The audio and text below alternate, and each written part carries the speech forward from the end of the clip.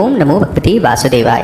भाग्य उदय एवं भगवान शिव की विशेष कृपा की प्राप्ति के लिए शुद्ध उच्चारण के साथ श्रवण कीजिए श्री महादेव स्तोत्रम। और वीडियो के अंत में हर हर महादेव कमेंट करना ना भूलें। आइए सुनते हैं श्री महादेव स्तोत्रम। ओम नमो भगवते वासुदेवाय। श्री महादेव स्तोत्रम।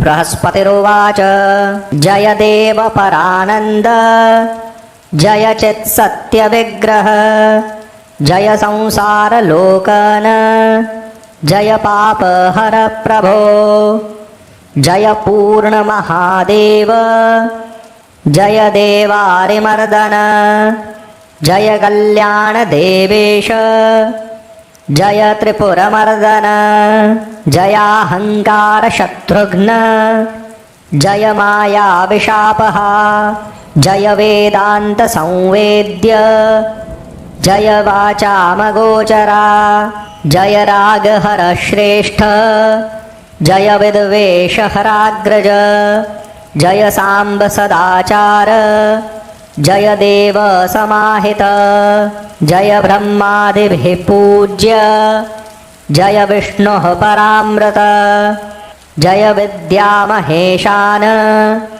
जय विद्याप्रदानिशं जय सर्वांगसम्पूर्ण नागाभरणभूषण जय ब्रह्मविदां प्राप्य जय भोगापवर्गदः जय कामहर प्राज्ञ जय कारुण्यविग्रह जय भस्म महादेव जय भस्मावगुण्ठितः जय भस्मरतानां तु पाशभङ्गपरायण जय हृत्पङ्कजे नित्यं यतिभिः पूज्य विग्रह। श्रीसूत उवाच इति स्तुत्वा महादेवं प्रणिपत्य बृहस्पतिः कृतार्थः क्लेशनिर्मुक्तो भक्त्या परवशो भवेत् य इदं पठते नित्यं सन्ध्ययोरुभयोरपि